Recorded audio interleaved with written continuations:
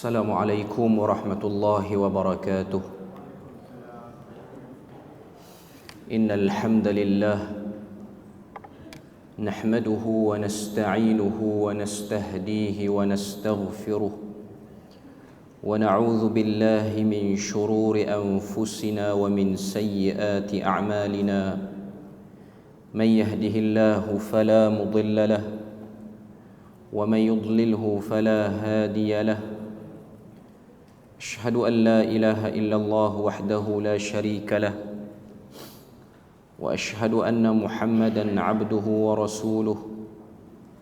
يا أيها الذين آمنوا اتقوا الله وقولوا قولا سديدا يصلح لكم أعمالكم ويغفر لكم ذنوبكم ومن يطع الله ورسوله فقد فاز فوزا عظيما. الحمد لله الذي بنعمته تتم الصالحات. ربنا آتنا من لدنك رحمة وهيئ لنا من أمرنا رشدا. اللهم آت نفسي تقواها وزكيها وأنت خير من زكاها أنت وليها ومولاها. أما بعد. Alhamdulillah, syukur pada Allah Azza wa Jal kerana dengan rahmat dan juga limpah kurnia yang Allah Ta'ala berikan dapat kita bersama pada malam ni, menyambung perbahasan daripada Mukhtasar Syu'abul Iman oleh Al-Imam Al-Qazwini rahimahullahu ta'ala, ataupun 77 cabang iman dalam bahasa Melayunya. Perbahasan kita pada malam ni sambungan ialah cabang iman yang ke-20, iaitu bersuci. Jadi penulis rahimahullahu ta'ala telah memasukkan elemen bersuci.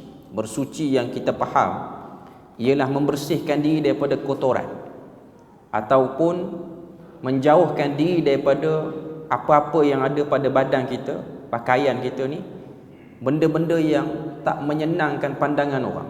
Orang tengok, orang tak kata ini bersih. Itu disebut sebagai bersuci. Cuma bersuci yang nak dihubung kaitkan dengan iman di sini bukan hanya setakat bersuci dari segi fizikal semata-mata, luaran semata-mata, tapi ada beberapa elemen-elemen lain, ada beberapa bahagian-bahagian lain yang diletakkan oleh penulis melalui susunan ayat Al-Quran dan juga hadis Nabi yang seakan memberi isyarat ada beberapa bahagian lagi daripada bab bersuci yang perlu diambil kira. Jadi kita tengok dalam buku ni, dia mulakan dengan dalil daripada surah Al-Ma'idah, iaitu ayat yang ke-6. Surah Al-Ma'idah ni ialah surah Makkiyah, surah Madaniyah yang turun selepas daripada hijrah Nabi. Dalam Sab'ut Tiwal, dalam 7 surah yang awal daripada bermulanya surah Al-Baqarah, ada 2 surah yang dikategorikan sebagai Madaniyah, surah Baqarah dengan surah Al-Ma'idah. Antara surah Baqarah nak ke surah Al-Anfal dan juga surah At-Taubah tu, 9, 7, 8, 9 surah yang awal ni kebanyakannya ialah surah Makkiyah, tapi 2 surah yang terdapat dalam tu ialah surah Madaniyah.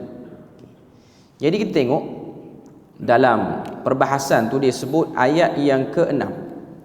Allah Ta'ala sebut, "Idza qumtum ila as-salah faghsilu wujuhakum wa aydiyakum ila al-marafiq." Dia datangkan potongan yang pendek saja daripada surah Al-Maidah ni, iaitu ayat berkenaan dengan perintah berwudu, suruhan untuk perlunya berwudu ketika mana kita ingin memulakan ibadah salat dan juga tawaf. Sebab 2 ibadah ni memang perlukan perlengkapan wudu ataupun bersuci itu, mengangkat diri daripada hadas kecil. Ayat yang ke-6 surah Al-Maidah, kalau kita tengok panjang ayat tu, tapi dia letak dalam buku tu pendek je.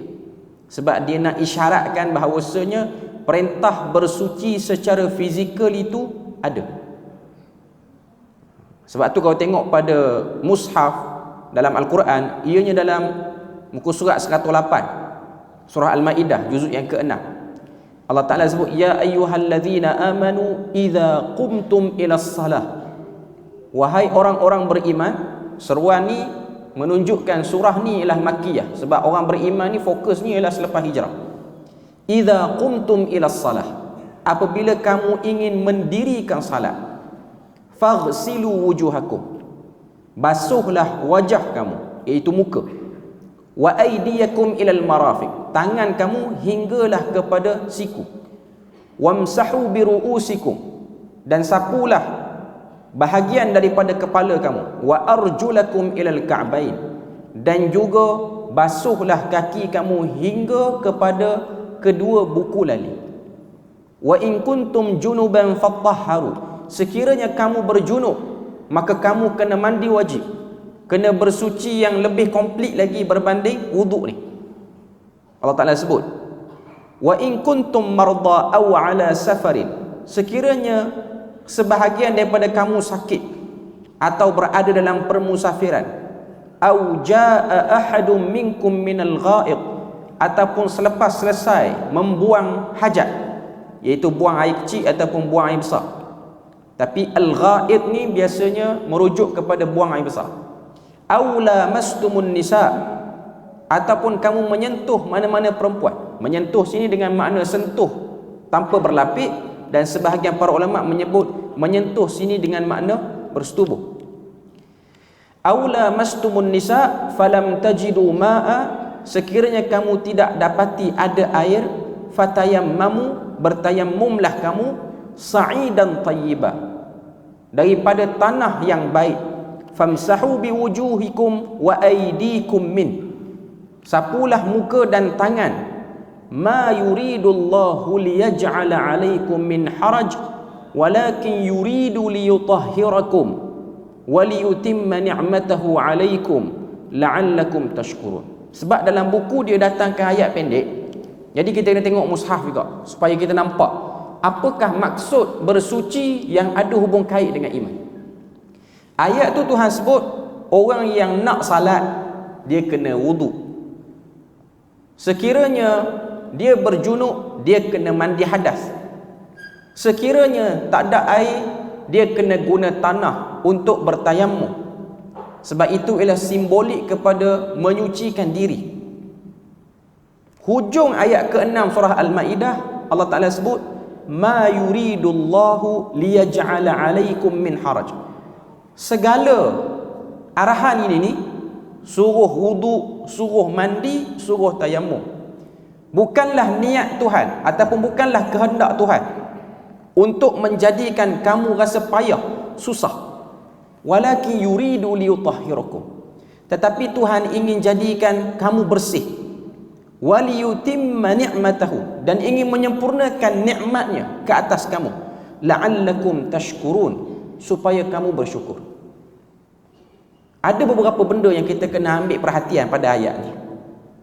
Pertama, 3 arahan elemen bersuci fizikal yang ada: wudu, mandi, tayammum. Wudu dan mandi menggunakan air, tayammum menggunakan tanah. Kalau kita tengok, wudu dengan air, tayammum dengan tanah. Yang wudu dan juga dengan mandi hadas tu kita faham, air ini dia menyucikan diri kita daripada kekotoran. Sama ada kotor yang memang nampak secara jelas, ada najis ke, ada kekotoran yang keluar daripada diri kita, ataupun kekotoran daripada benda lain yang melekat pada badan kita. Cuma dalam bab tayammum tu kenapa guna tanah? Para ulama mencari hikmah. Sebab ketiga-tiga elemen bersuci ni, wudu, mandi hadas dengan tayammum ni, yang tayammum tu kena guna tanah sebab apa? Sebab asalnya manusia itu daripada tanah. Asal manusia daripada tanah. Jadi bila mana kamu ingin menunjukkan diri kamu itu sedar diri, kamu ni hamba Tuhan, jadi kamu kena balik kepada elemen asal kamu, iaitu elemen tanah ini, unsur tanah itu. sebagai elemen yang menunjukkan kita ialah tempat yang kita pijak. Kita hari ni yang kita duduk berjalan atas muka bumi, yang naik kapal terbang apa semua, waktu nak bersuci tetap kena cari debu tanah supaya kita sedar yang dipijak itulah hakikatnya diri kita dulu. Manusia berada pada tahap yang paling rendah hakikatnya. Maknanya suci diri yang pertama, suci luaran, suci diri yang kedua ialah sedar diri. Itu yang penting. Itu yang nak kait dengan iman tu. Sebab ada orang dia wuduk dia dengan kesombongan. Ada orang dia mandi hadas, dia mandi dengan kesombongan dia. Tapi bab tayamum ni kita akan nampak, sebab tayamum dia guna tanah.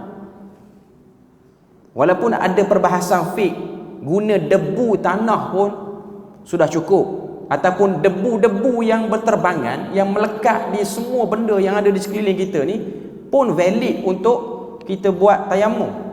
Maknanya kalau tuan-tuan tekak tangan dekat dinding-dinding masjid apa semua ni untuk tujuan tayamum, dah lepas dah pun.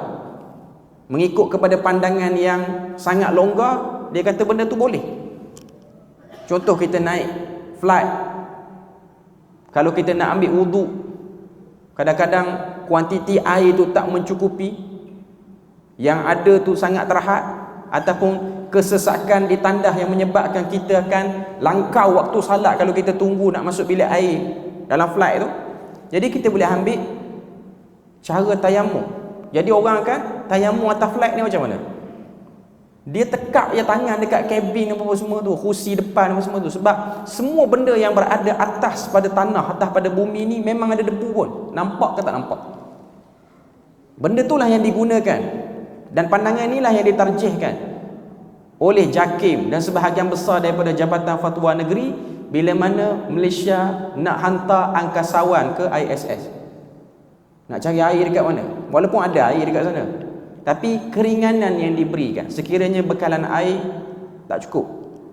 Kat sana mana ada tanah, tapi debunya ada. Benda tu wujud.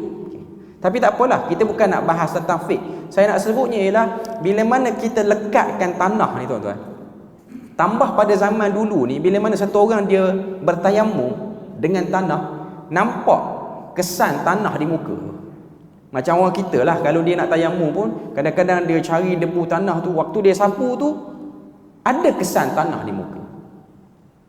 Menunjukkan pada kita bahawasanya orang bila mana dia terpalik sesuatu di muka dia, ianya ialah bentuk kepada penghinaan hakikatnya. Bila mana kita calik sesuatu kan, nak tunjuknya elemen apa. Tuan-tuan tengok agama apa di dunia ni, dia calik benda dekat muka dia. Tak nak sebut agama apa, tapi ada agama yang dia calik something dekat muka dia. Itu ialah perlambangan kepada dia rela diri untuk pegang agama tu, anuti agama tu. Tapi kita orang Islam tak ada lah Nabi ataupun para sahabat menunjukkan perbuatan ada calitan tanah di muka, tak ada. Cuma nak sebutnya ialah kita ada elemen merendahkan diri. Sebab bersih diri dia ialah nak bersih diri kita daripada kesombongan, takabur. Itu yang lebih utama lagi. Sebab tu ayat ke-6 surah Al-Maidah, Tuhan sebut kami nak bersihkan kamu, waliyutimma ni'matahu, dan nak sempurnakan nikmat yang kamu ambil daripada kami, yang kita ambil pada Tuhan. La'allakum tashkurun, moga-moga kamu bersyukur. Sebab lambang kepada syukur itu ialah banyak sujud dan beribadah. Sebab tu kita nak tahu satu orang tu dia bersyukur ke tak bersyukur, kita tengok dia kuat buat ibadah ataupun tidak. Kalau dia setakat sebut alhamdulillah, syukur, belum lagi. Tapi salat pun tuang, sunat jauh sekali, kadang-kadang tak buat, itu bukan tanda orang bersyukur. Tuan-tuan tengok orang menang juara lagu ke, pelakon terbaik ke, dapat trofi, naik atas-atas, syukur saya, syukur kepada Allah. Syukur apa hang nyanyi? Itu bukan ibadah. Tak perlu nak bersyukur, sebab itu bukan manifestasi ibadah. Yang syukur ni ialah orang yang selesai buat ibadah. Sebab tu antara sebahagian para imam, mereka menyebutkan sunat selepas pada selesai kita tahallul lepas daripada umrah dan haji tu, kita banyak menyebut kalimah tahmid. Syukur dah selesai. Berbangga kita sebab kita dah selesai ibadah. Bahkan kalau tengok Imam Malik, kalau tak silap lah, kalau bukan Imam Malik, Imam Abu Hanifah pernah ditegur oleh satu orang tukang cukur rambut. Bila mana waktu cukur tu dia duduk diam, tak sebut apa. Dia kata, wahai fulan, bertahmidlah pada Allah, bersyukur pada Allah, kamu dah selesai ibadah ni. Jadi imam ni, yang tak dikenali dia tu imam, dia pun tanya yang tukang cukur rambut ni, hang belajar pada mana yang kena tahmid ni? Dia kata, Atha bin Abi Rabah mengajarkan kepada kami, selesai pada ibadah bertahmid. Atha bin Abi Rabah ni tabi'in yang mengajar dan juga menjadi mufti pada setiap kali musim haji. Jadi Imam Malik ataupun Imam Abu Hanifah, saya rasa Imam Malik kot yang datang buat haji, dia mengagumi keilmuan Atha. Sebab anak murid Atha ni ataupun kesan ilmu dia tu sampai kepada orang gunting rambut. Sebab waktu dia nak bagi kepala tu, tukang gunting rambut kata bagi belah kanan. Sebab sunnahnya memulakan belah kanan. Tuan-tuan pergi gunting rambut, orang lelaki pergi gunting rambut, orang perempuan pergi gunting rambut. Ada tak tukang gunting rambut tu, dia kata saya nak gunting belah kanan dulu, melainkan gunting je lah. Kita pun tak perasan dia tu gunting belah kanan ke kiri. Tapi kalau dia orang yang alert dan dia tahu nilai Islam tu, dia akan dahulukan yang tu. Benda tu penting. Sebab tu nak buat sunnah ni tak payah, cuma dia nak biasakan tu dia payah. Tuan-tuan boleh bayang orang yang gunting rambut orang ni sehari berapa kepala dia gunting. Kalau dia duk buat belah kanan selalu dan dia tunjukkan pada masyarakat, okey, Nabi suka mulakan belah kanan, dia buat belah kanan, dia gunting belah kanan. Itu bahagian daripada dia mengangkat sunnah. Jadi syiar sunnah tu nampak. Sebab saya ada tengok satu video satu orang lelaki daripada Madrid, Sepanyol. Dia convert masuk Islam. Dia kata dia jadi nak tahu tentang Islam ni kerana bila mana dia nak gunting rambut, dia pergi kedai gunting rambut. Yang kerja gunting rambut tu ialah seorang orang Arab daripada Lubnan yang bekerja di Sepanyol. Dia pun kata, dia sembang, waktu tu dia belum Islam. Yang ni ada dalam satu rancangan TV, Bil Quran Ihtadai, Syekh Fahad Al-Kandari daripada Kuwait. Dia ada temu ramah lelaki ni. Dia kata waktu dia nak tertarik dan nak tahu pasal Islam, sebab dia memulakan gunting rambut tu belah kanan. Dia gunting rambut non-Muslim ni belah kanan. Sebab Mak Saleh ataupun orang barat, dia orang sangat mengangkat etika mendahulukan kiri. Sebab tu tuan-tuan tengok orang-orang barat ni yang terlalu kuat tradisi Englishman dia tu, dia orang akan mengangkat etika belah kiri. Sebab tu saya sebut benda ni, saya teringat ada satu video Presiden Turki Recep Tayyip Erdogan. Arab panggil Rajab Tayyip Erdogan lah, yang betulnya lah Rajab, tapi orang Turki dia elak, dia sebut Recep. Rajab Tayyip Erdogan. Waktu dia duduk dalam persidangan negara-negara apa saya tak tahulah, okay, dia pakai pin di kod dia tu yang ada bendera Turki. Kan biasa kita pakai kod ada pin bendera, okay. Dia alih pin tu daripada belah kiri ke belah kanan, pin tu, menyebabkan delegasi daripada barat ni rasa macam terganggu. Sebab semua orang pakai pin negara belah kiri, dia alih daripada kiri dia pergi kanan. Dia tak kata apa-apa pun, dia just promote sunnah Nabi daripada itu saja. A small gesture, gerakan yang sangat ringan, tapi memanaskan orang-orang kafir. Ringan je gerakan dia tu. Tarik pin tu, alih daripada kita. Ustaz pun pakai kod pin belah kiri kadang-kadang. Sepatutnya kita kena agungkan belah kanan lah. Dia pakai kod dia pin, punya nak ikut Mak Saleh, dia alih pin tu belah kanan. Menyebabkan ada sebahagian daripada gaya pergi tegur dia, bawa translator, alih pin tu belah kanan. Tak alih pin tu belah kiri, dia tak alih. Dia kata kami orang Islam ada cara kami sendiri, kami tak ikut cara tu. Tengok dia mengangkat nilai Islam. Sebab tu kalau tuan-tuan tengok Berwuduk ni dia syiar iman orang Islam. Ada satu Maulana daripada India. Saya dengar cerita ni daripada Maulana Asri. Dalam dia bahaskan bab bersuci daripada Sunan Abi Daud. Dia kata Maulana ni dia jarang keluar negara. Tiba-tiba dia dapat undangan luar negara. Pergi ke negara-negara Arab lah. Cuma kapal terbang yang dia naik tu pramugarinya ialah perempuan non-Muslim yang tabarruj. Tabarruj ni tak tutup aurat elok lah. Tapi dia kerja dengan pesawat ataupun syarikat penerbangan Arab lah. Sama ada Qatar ke UAE ke. Tapi dia orang tetap pakai tudung tapi tak sempurna lah. Tuan-tuan yang ada experience naik flight ni dia tahulah. Orang pramugari kan dia pakai macam songkok macam tu kan. Dia songkok je. Yang pakai elok ni pun kalau dia tahu flight tu ramai orang nak pergi buat umrah je. Baru dia pakai elok sikit. Jadi dia ni nak memenuhi undangan ke sebuah tempat. Dia berwuduk di toilet flight tu ataupun kabin tu. Dia buka pintu. Menyebabkan pramugari tu perasan. Dia telah angkat kaki dia atas sinki tu, dia nak basuh kaki. Kan wuduk kan basuh kaki. Dia basuh kaki. Waktu dia basuh kaki tu pramugari tu tegur dia. Dia kata polisi kita ialah memastikan lantai kering. Dia nak tegur kawan tu lah. Lantai ni, lantai toilet ni kalau boleh jangan basah, kering.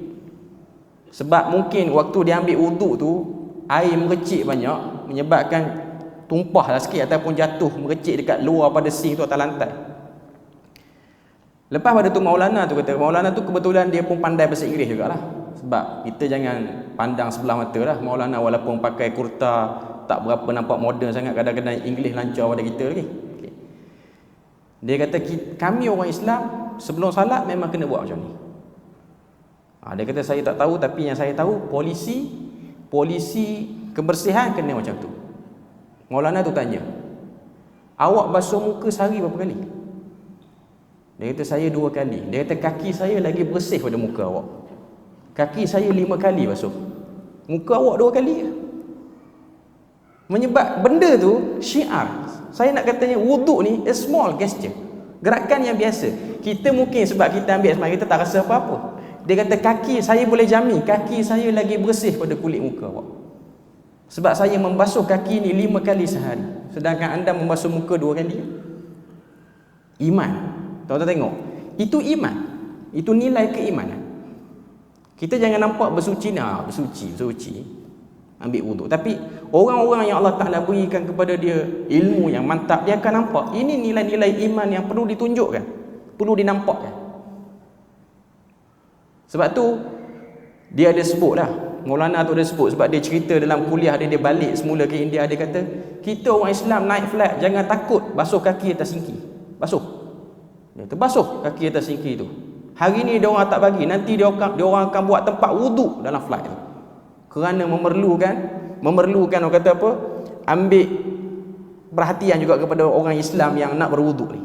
Sebab sekarang ni tak ada lah flight yang ada tempat boleh berwuduk tu. Surau dah ada lah, tempat wuduk tak ada lagi. Maknanya kalau semua orang menunjukkan benda tu, akhirnya demand tu akan naik. Terpaksa penuhi. Dia macam airport di India, New Delhi. Saya pernah pergi airport New Delhi. Asalnya tak ada surau.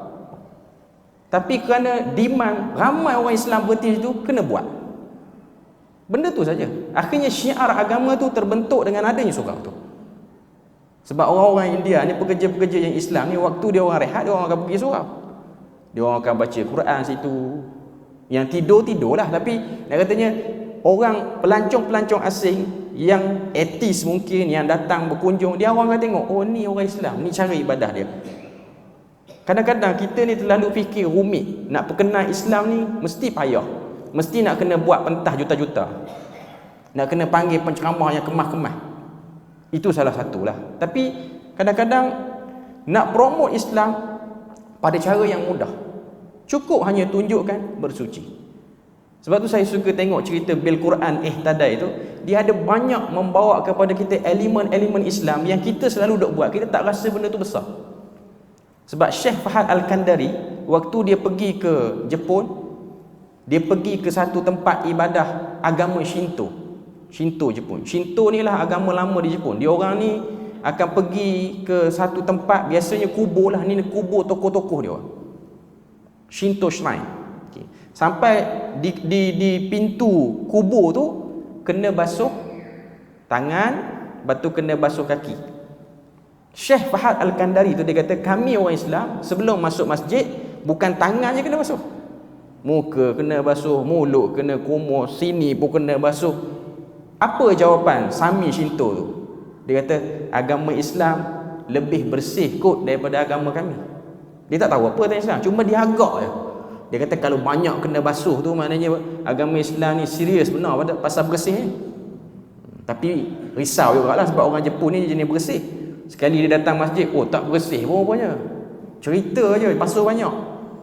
Susun kasut pun ujung sana, ujung sini. Itu attitude kita lah. Cuma nak katanya first impression dia dengar, oh orang Islam banyak kena basuh kan? Kena basuh banyak. Kita orang kena basuh banyak sikit. Dia kata kita orang ni basuh sikit. Tapi Syiah tu ada, Syiah. Orang jadi nak tahu tentang Islam hanya kerana benda-benda seperti ini sahaja. Okay. Kemudian dia datangkan hadis pada muka surat 36 tu, hadis yang diriwayatkan daripada Imam Muslim. Hadis Abu Malik Al-Ash'ari radhiyallahu anhu dalam Sahih Muslim. Nabi sebut at-tuhuru syatrul iman. Kebersihan itu sebahagian daripada iman. Syatru ni kalau kita tengok, ianya ialah portion yang besar dalam iman. Dia bukan kalau 100% dia cuma 5%. Syatru ni mungkin 25 ke 30%. Kalau nisfu 50%. Syatru ni 1/4. Lebih kurang lah 1/4 daripada iman. Maknanya dia punya portion tu, kapasiti dia besar. Bila mana Nabi kata bersih itu bahagian pada iman, Nabi guna perkataan syatru. Syatru itu menunjukkan portion yang besar. Sebab apa? Dalilnya ialah dalam Al-Quran surah Baqarah, Tuhan sebut fawalli wajhaka syatral masjidil haram. Hadapkanlah muka kamu daripada mana-mana 1/4 daripada Kaabah tu. Maknanya rukun Yamani ke rukun Hijazi tu dia panggil syatrul awal. Lepas tu rukun Syami ke rukun Hijazi syatrul thani. Kaabah kan ada 4 ya. Jadi syatru tu ialah 1/4. Maknanya Nabi sebut kebersihan itu 1/4 daripada iman. Macam itulah lebih kurang. Maknanya bahagian yang besar. Walhamdulillahi tamla'ul mizan.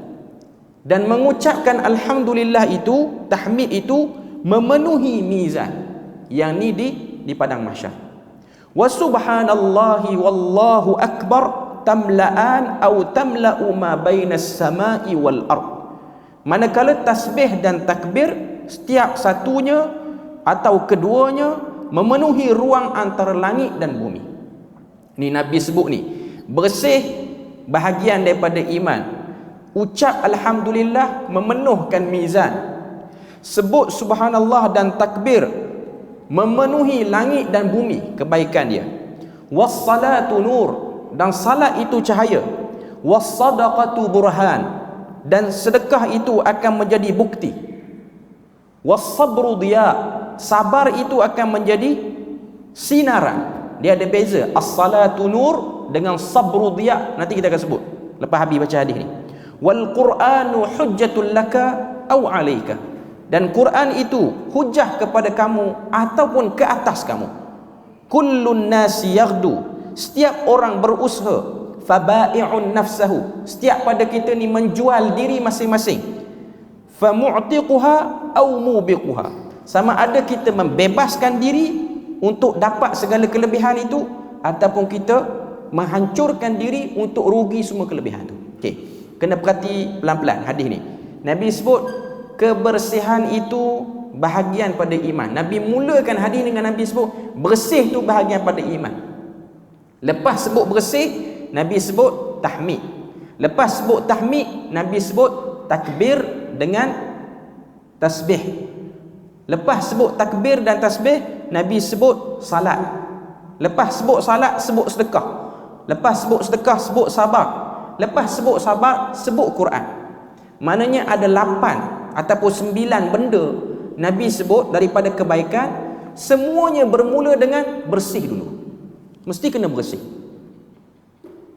Maknanya orang yang bersih sahaja mudah untuk mengucapkan alhamdulillah, mudah untuk tasbih, mudah untuk takbir, mudah untuk salat, mudah untuk sedekah, mudah untuk sabar, mudah untuk baca Quran.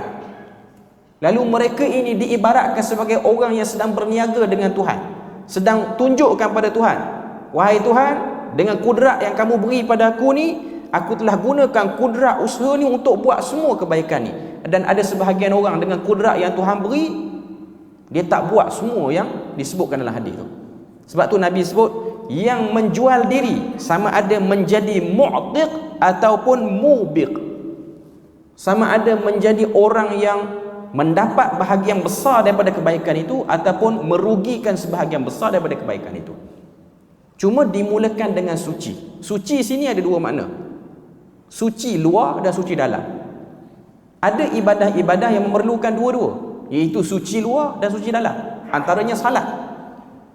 Salat ni badan kena bersih daripada hadas, daripada kekotoran. Hati pun kena bersih waktu salat. Sebab tu kalau kita salat dengan hati yang tak tenteram, akhirnya salat tu tak beri kesan pada kita, tak akan memberi apa-apa. Yang asalnya salat itu bertindak sebagai benteng kepada fahsyat dan mungkar. Fahsyat ni ialah benda-benda yang tak senonoh, mungkar ni ialah benda-benda yang memang salah, memang syariat sebut dengan jelas. Asalnya salat ni menjadi penghalang kepada dua benda tu. Tapi kalau kita tengok satu orang yang salat, kita nampak dia salat tapi dia banyak juga buat benda tak senonoh, maknanya salat dia tu bukan salat yang baik, bukan salat yang memberi kesan. Kenapa? Mungkin tiada unsur penyucian sebelum bersalat. Sebab tu saya tertarik, ada satu orang pendakwah daripada Indonesia, nama dia Al-Fadil Ustaz Fadlan Garamatan. Dia ni orang Indonesia di bahagian Papua. Papua ni bukan muka macam muka Jawa, muka lain tu. Papua ni baju tak apa nak pakai. Papua ni kawasan pendalaman, nak masuk dengan Papua New Guinea, nak masuk kawasan tu lah. Ni antara kawasan-kawasan yang tidak terkena dakwah Islam secara banyak di sana. Tapi dia ni masuk Islam. Dia dapat soalan daripada ketua suku. Di Papua ni dia banyak bahasa, sebab banyak suku. Beza bahasa tu, kampung ni tak faham kampung sebelah. Dia bukan beza lorat, beza bahasa. Jadi waktu dia berdakwah, dia nak sampai ke Islam, antara benda yang dia tunjukkan kepada orang-orang Papua ni ialah salat. Jadi ketua suku tu tanya, kenapa mula-mula nak salat tu kena angkat takbir tangan dua macam ni? Kenapa? Kita yang selalu salat, kita tak pernah fikir pun benda tu, sebab kita dah salat dah pun. Kita tak kena masalah tu pada orang kafir. Jadi dia pun gelabah juga. Dia kata gelabah juga nak jawab, sebab tak pernah fikir pun sebelum ni. Sebab kita buat ni sebab Nabi sebut, Nabi buat macam tu, kita buat. Tiba-tiba datang hikmah Tuhan beri pada dia. Dia kata mengangkat kedua tangan itu ialah simbolik meninggalkan segala urusan yang sedang sibuk, lalu menyembahkan diri pada Allah Ta'ala. Dia macam lambang surrender. Kita kan surrender, tak boleh buat apa dah, angkat dua-dua tangan. Angkat dua-dua tangan itulah lambang pada surrender. Waktu dia sebut macam tu, ketua suku tu kata, oh ini tanda agama yang benar. Sebab agama yang benar mesti dia akan suruh penganut dia tinggal semua benda, fokus pada dia dulu. Yang tu yang tak pakai slipper, tak pakai baju punya jawapan. Nak katanya cerdik jugalah. Berenah jugalah jawapan dia tu, walaupun tak pernah makan beras berenah, tapi dia berenah. Dia beri jawapan, dia kata agama ni agama betul lah ni. Kalau macam ni memang agama betul.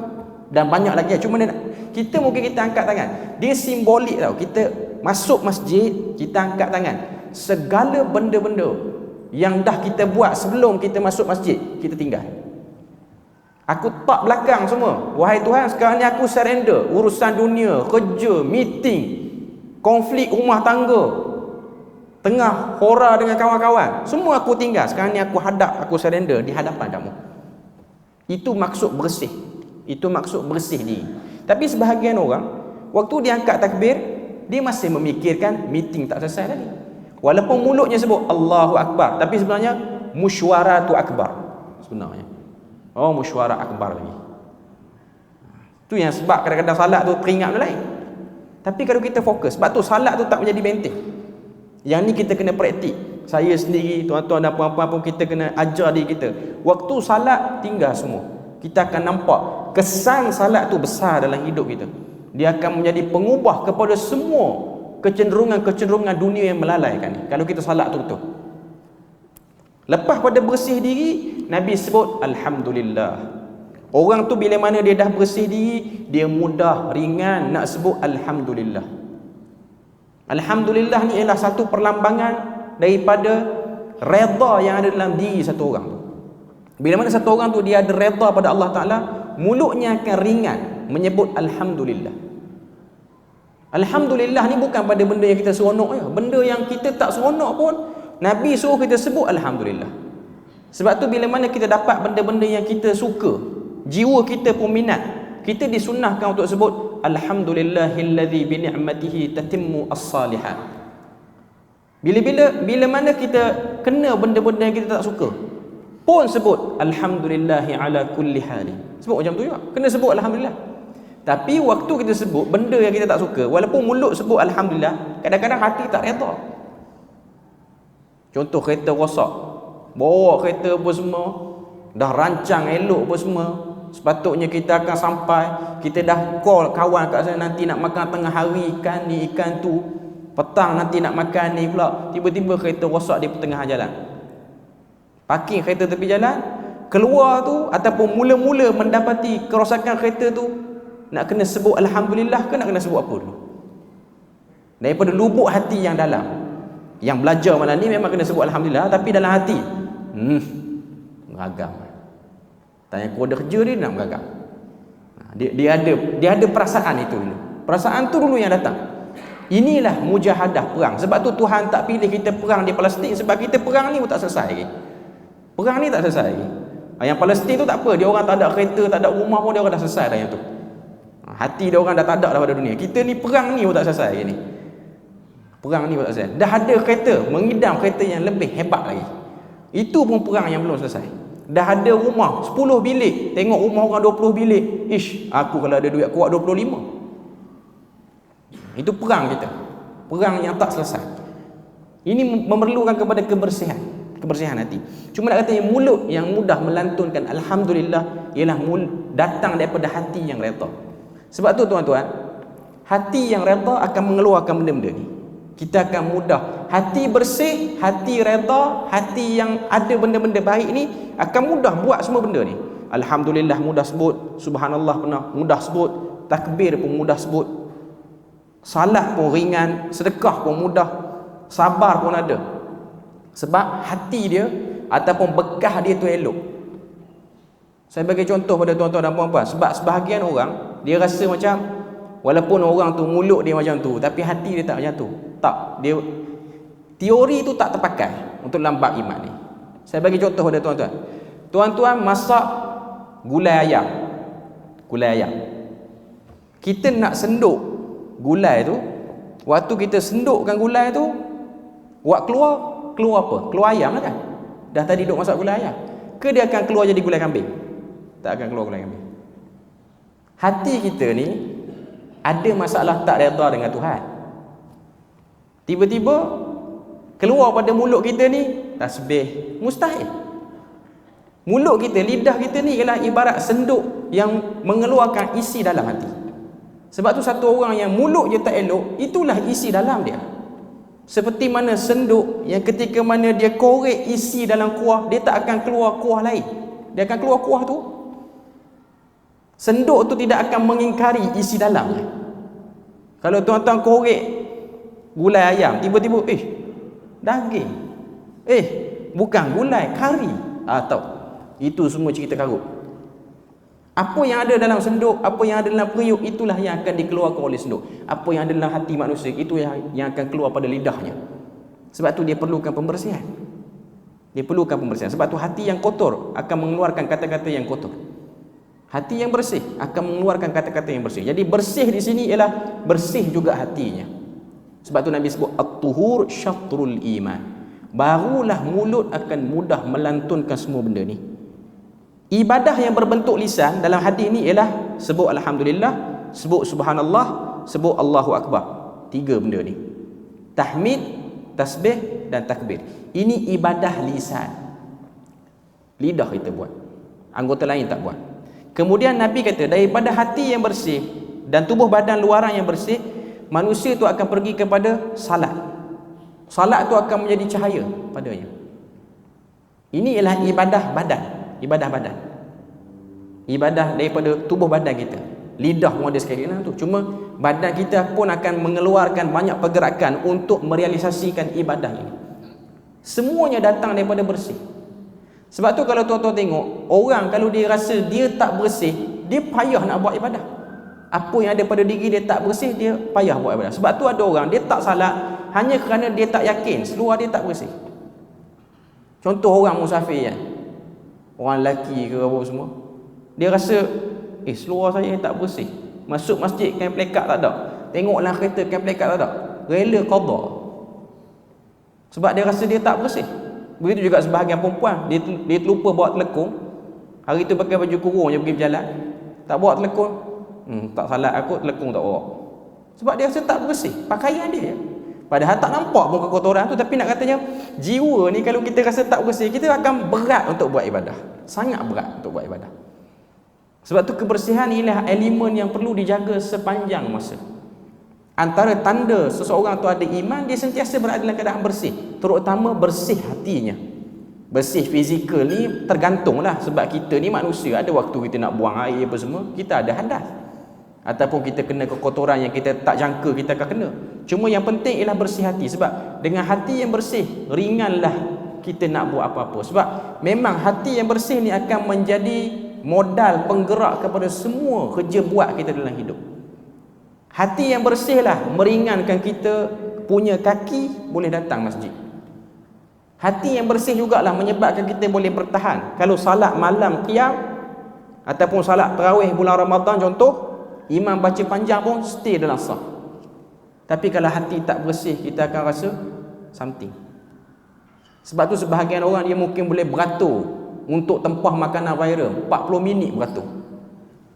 Mari semayang tarawih 15 minit mencarut dekat imam dekat 2 bakul. Apa baca banyak. Tapi waktu dia beratur tempah makanan, dia buat live je. Saya sedang menunggu makanan selama 40 minit ni, tak dapat apa, tapi saya tetap bersabar untuk mendapat makanan viral ni. Makan jadi tahi lah. Itulah cerita manusia. Tapi untuk salat, tak boleh. Saya tak boleh semayang masjid ni sejuk sangat. Duduk 2 minit rasa macam duduk Alaska lah. Tak boleh. Sebab tu saya keluar awal. Waktu tak ada aircon, saya tak boleh semayang. Sini macam tak kelar makan dessert. Duduk 2 minit macam duduk dalam oven. Kena keluar. Macam-macam alasan. Tapi kalau makanan viral, hujan, ribut, beli baju hujan, telefon sarung dengan plastik lagi sebab nak buat live. Sabar. Kekuatan hati yang luar biasa. Itulah manusia. Itulah cerita manusia. Kalau hatinya bersih, dia ringan di situ. Tapi kalau hatinya tidak bersih, dia akan berat di situ. Jadi kita boleh tengok, Nabi sebut kebersihan ni, paling banyak maksud daripada kebersihan ni ialah kebersihan hati. Kebersihan hati hakikatnya. Cuma nak katanya perlambangan daripada kebersihan hati itu ialah kita mudah nak menyahut seruan arahan bersih diri yang ada dalam Al-Quran. Bila mana Tuhan suruh kita wuduk, kita mudah nak bersih diri. Sebab tu kita tengok satu orang, dia mudah nak bangkit malam, dia mudah nak bangun awal mandi untuk salat subuh ke apa, walaupun hari yang sejuk, hari yang panas. Sebab apa? Sebab keimanan dia kuat. Sebab tu dia memberikan badannya untuk disentuh air yang membersihkan badan dia. Sebab hati dia rasa benda tu besar. Sebab tu dah disebut dalam hadis ni, as-salatu nur, salat itu cahaya. Selepas daripada dia bersih semua. Was-sadaqatu burhan, dan sedekah itu akan jadi bukti dia beriman. Sebab orang yang beri duit pada orang, hakikatnya duit dia berkurang. Di mata manusia memang duit dia kurang. Yang akan menambah kebaikan itu ialah Allah Ta'ala. Sama ada tambah dengan mungkin akan datang duit banyak lagi lepas pada tu, ataupun Tuhan jadikan dia walaupun dia kurang berkat, walaupun dia kurang duit, tapi berkat dia lebih. Sebab tu ada cerita yang dinisbahkan kepada Imam Syafi'i. Tapi cerita ni ada problem sikit lah. Imam Asfahani letak cerita ni dalam Hilyatul Awliya, kitab dia. Iaitu cerita satu orang lelaki, dia mengadu dekat Imam Syafi'i.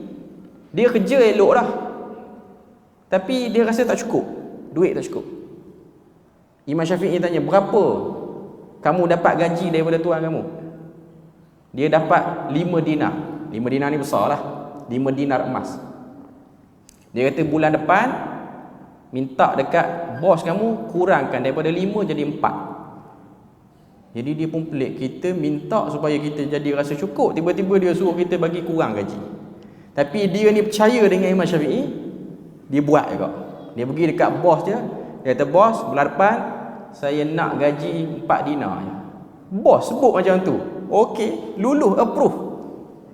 Okey, bulan depan 4 dinar. Masuk bulan depan dapat 4 dinar, dia lagi sempit. Dia pun pergi jumpa Imam Syafi'i. Ni macam mana ni lagi sempit? Imam Syafi'i kata bulan depan minta 3 dinar. Oh, kacau. Drop lagi. Saya cerita bagi habis, nanti azan tak tenang ni. Okey, saya cerita bagi habis sikit je cerita ni. Okay. Sampai dekat 3 dinar tu, sampai dekat bos, dia kata bulan depan minta 3 dinar. Bos dia approve. Okey, 3 dinar. Waktu dia dapat bulan yang ketiga tu, dia dapat 3 dinar. Dia perasan isteri dia kurang meragam, tak minta benda pelik-pelik.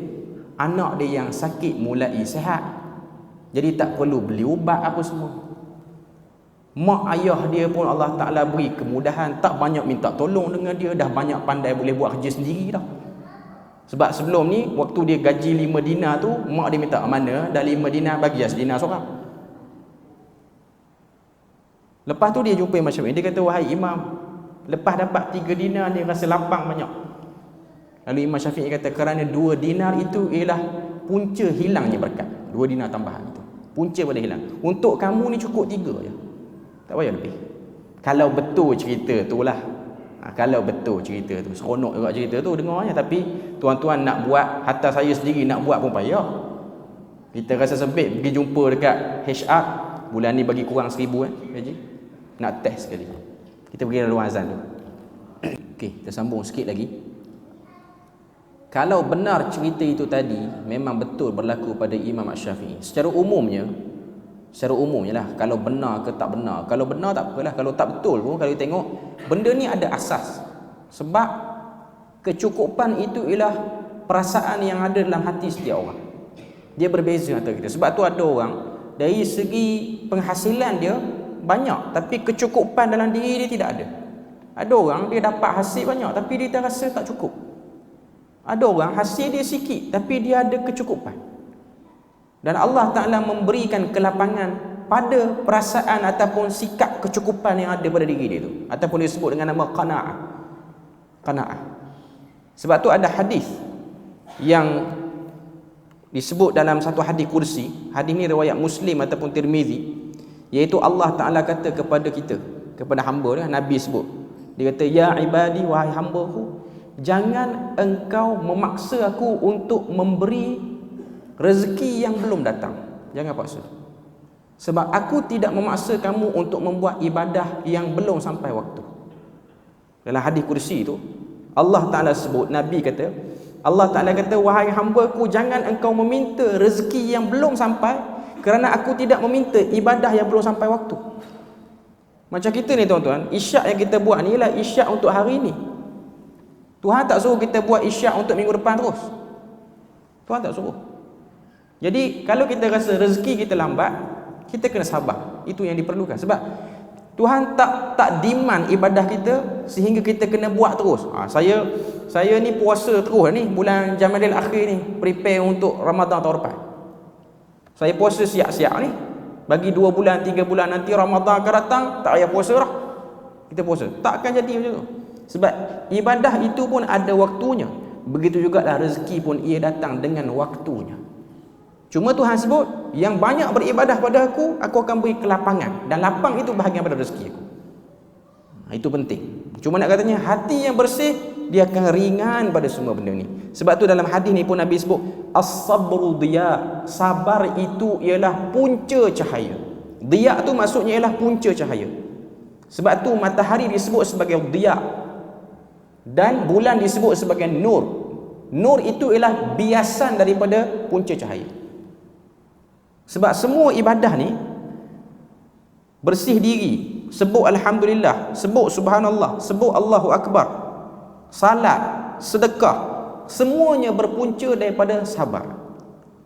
Nak bersih diri ni kena sabar. Bukan senang kita nak bangkit pagi, nak mandi, nak wuduk, sabar, mandi juga.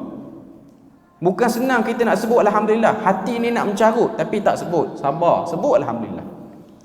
Bukan senang nak terima satu benda terus berzikir, bukan senang. Bukan senang kita nak tahan diri kita. Kita tengok kawan, contoh mudah tuan-tuan, lepas subuh, sembahyang subuh di masjid, kawan-kawan kita pun semua ni dah turun, dah start motor nak cari kedai makan, nak beli roti canai. Kita tak habis lagi zikir pagi ni. Kaki nak terangkat nak ikut. Dia ni laju benar turun, tunggu aku habis dulu. Tapi tak ikut, sabar. Habis juga zikir. Habis juga zikir. Saya nak katanya ialah sebab tu Nabi sifatkan sabar itu cahaya, punca cahaya. Kerana sabar ni lah kita boleh salat. Kerana sabar kita boleh sedekah. Kerana sabar kita boleh berzikir. Kerana sabar juga kita boleh bersuci. Kalau tak ada sabar, orang tu tak boleh buat apa pun dalam hidup ni. Tak boleh buat apa. Sebab tu sabar yang paling terbaik ialah sabar dalam ibadah.